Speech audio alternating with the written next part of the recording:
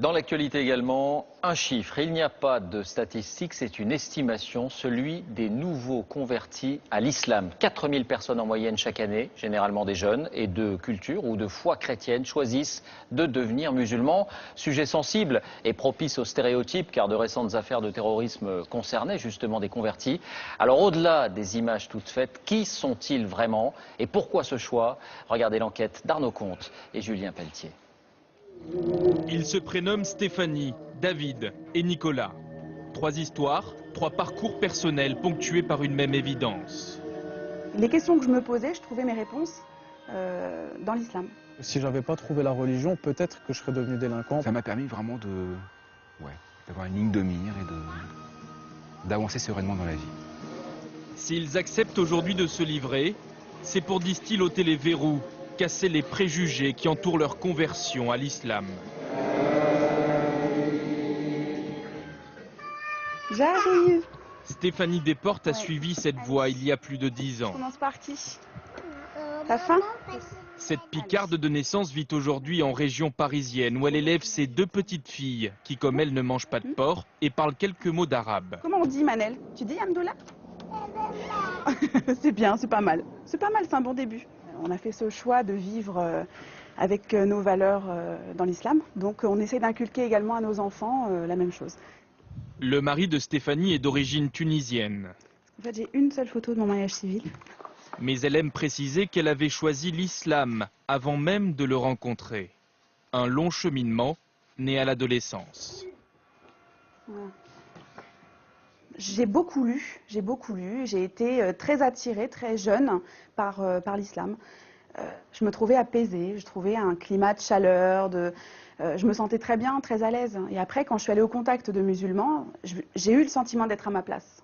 Mais pourquoi cette religion plutôt qu'une autre? J'ai fréquenté des établissements catholiques. Je n'ai pas été baptisée, mais bon, j'ai un petit peu baigné dans ce milieu-là. J'ai pas trouvé toute la tolérance et toute l'ouverture d'esprit qui me tenait à cœur. Si aujourd'hui son discours est assumé, cette assistante maternelle issue d'une famille de tradition chrétienne a longtemps vécu sa foi, secrètement. Je faisais la prière en me cachant. Ou... Ah bon?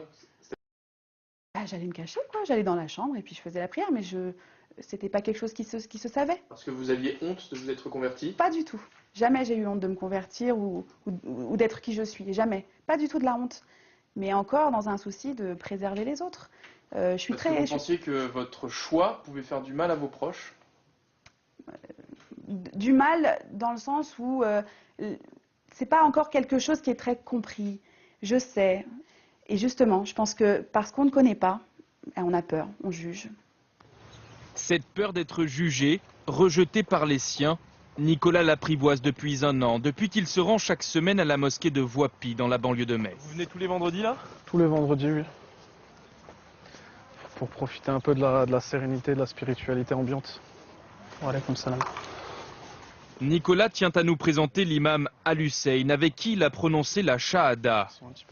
Quelques mots, une profession de foi qui en une poignée de secondes a scellé son entrée dans l'islam. La ilaha illallah Muhammad Rasulullah. Donc il n'y a de Dieu que Dieu et Mohamed est son messager. Au moment où je l'ai prononcé et que j'ai fini ma récitation, c'était une sorte de libération. C'est-à-dire que j'avais plus de poids et j'étais redevenu léger. Quand il ne prie pas, ce fils de militaire étudie l'histoire, le Coran et l'arabe.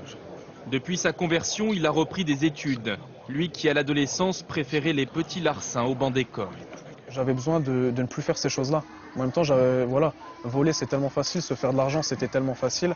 J'avais besoin de quelque chose pour me casser de ça parce que je savais que c'était mal. Et ce cadre-là, j'ai trouvé dans l'islam et nulle part ailleurs. Ça aurait pu être autre chose, mais je ne l'ai pas trouvé.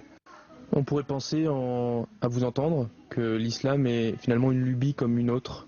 C'est-à-dire? Vous entendez quoi par là? Une mode. Une mode? Je pense que la mode, c'est plus pour ceux qui commencent à s'intéresser à l'islam parce qu'ils ont des potes maghrébins ou une fille qui les intéresse. Moi, c'est pas du tout une mode, c'est juste que... Voilà, il y a tellement de désinformation sur l'islam qu'à un moment, moi qui suis une personne autodidacte et qui ai toujours aimé apprendre, Et à un moment, je me suis renseigné aussi, je me suis dit, il raconte pas mal de choses. Moi, ce que je vois au quotidien avec les gens de mon quartier, mon entourage, c'est pas ça. Comment vous expliquez que des gens comme vous, convertis, puissent faire peur à la société? Je sais pas, j'ai les yeux bleus, j'ai un joli sourire, je comprends pas.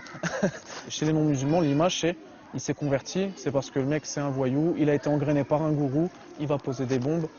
Concrètement, j'en connais pas des gens comme ça. Selon l'imam de Voipy, 60 à 70% des convertis dans sa mosquée sont des jeunes adultes en manque de repères. Un profil qui a longtemps collé à la peau de David Boussion, aujourd'hui âgé de 40 ans. Aide-soignant, celui qui se fait appeler Daoud, son prénom musulman, vit en Bretagne. Bon, dites-moi, elle est où la mosquée là? Alors la mosquée, s'il n'y en a pas, tout simplement, puisqu'on se trouve à côté de Lannion. La plus proche se trouverait à Saint-Brieuc, c'est-à-dire à quoi, à peu près 1h30, 2 heures d'ici. Coucou les bébés! David s'est converti à l'islam il y a 17 ans. Après un voyage en Inde, Ça va mon cœur? Bisous. Salam alaikum. et une longue maladie pour laquelle les médecins le disaient condamné. Appliqué, aucune prière, 50, 60... il se tourne vers la Mecque, Allahu Akbar. 5 fois par jour.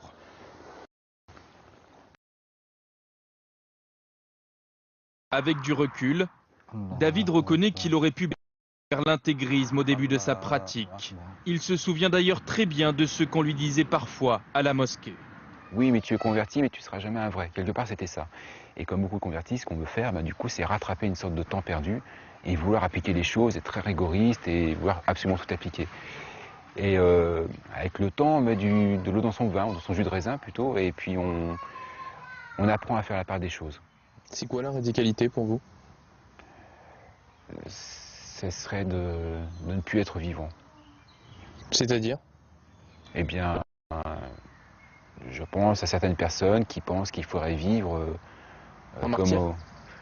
Pas forcément, mais comme au IIe siècle de l'Hégire, par exemple. C'est-à-dire 2 siècles après la révélation de l'islam, en Arabie. Comment vous réagissez quand vous entendez les services de renseignement, par exemple, qui disent que la principale menace pour la France vient des gens convertis comme vous? Oui, on peut effrayer quand on entend certains discours, quand on voit certaines images qui se passent ailleurs, voilà. Ou pris dans un autre contexte, avec d'autres commentaires qui font que ça change absolument toute la nature des choses.